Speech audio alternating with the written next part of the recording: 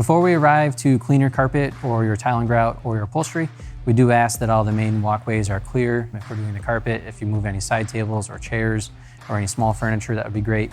Kids' toys, maybe have the pets out of the area, put into a room that they can't get out or get in the way.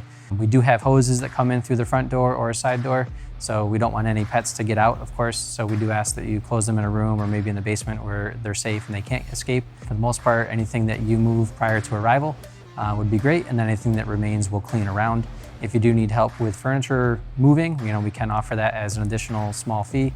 That's not a problem if you need your couch or your chair moved. However, we do not move beds, dressers, or any type of electronic entertainment centers for safety purposes and liability purposes for you and our technicians. But if you need your couch or your chair or an end table moved, we can certainly do that, and then we just go around the rest. Most customers typically don't move their furniture, at least their larger furniture. So if you're not moving your larger furniture on a regular basis, it's not going to be dirty underneath it anyway, so we typically just clean around it.